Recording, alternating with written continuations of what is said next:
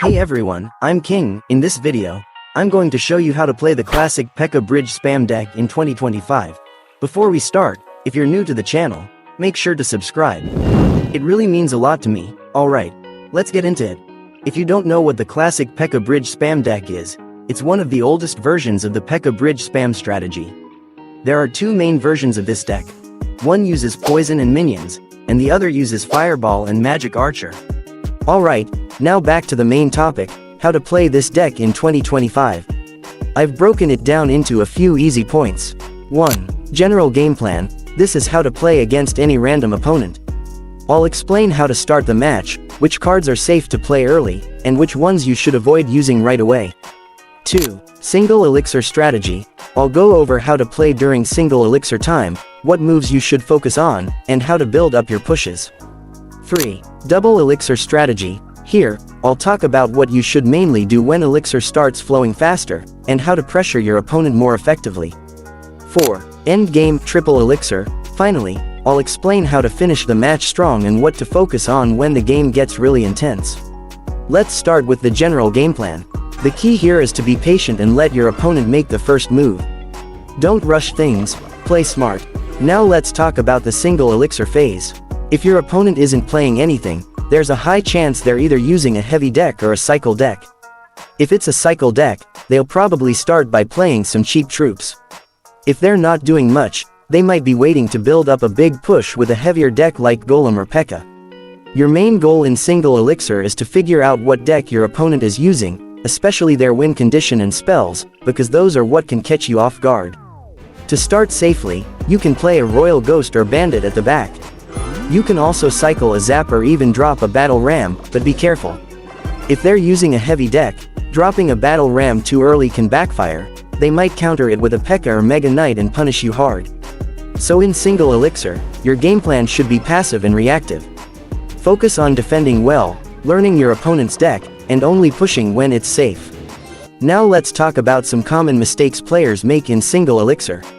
1. Playing P.E.K.K.A too early or aggressively. Dropping P.E.K.K.A without knowing your opponent's deck can backfire. Most of the time, it leaves you with no elixir to defend, and you could lose the game early because of it. 2. Using magic archer at the bridge too soon. Many players try to get early value, but if you don't know what your opponent is running, it's risky. It's better to save your magic archer for defense or for better lineup value later. 3. Wasting big spells. I know it might sound strange, but using your fireball or poison too early without seeing their full deck is a big mistake. They might have a strong card you'll need that spell for later, like a 3 musketeers or a big swarm. Now let's move on to the double elixir game plan. By this point, you should have a good idea of what deck your opponent is playing. In double elixir, your focus should shift to building strong double lane pressure. If you're up against a cycle deck, and your opponent drops a cheap tank, like Knight or Ice Golem, you can safely play P.E.K.K.A in the back.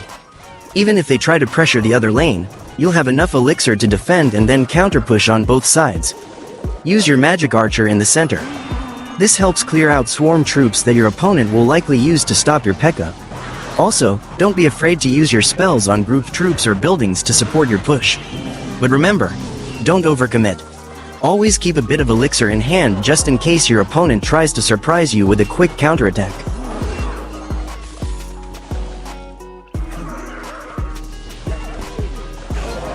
Let's go over some common mistakes players make in double elixir.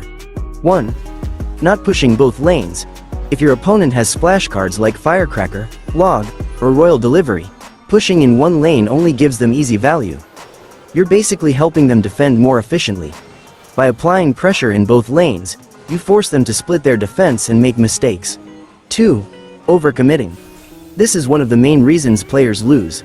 It's tough to watch your push get stopped, but throwing in more support often makes it worse.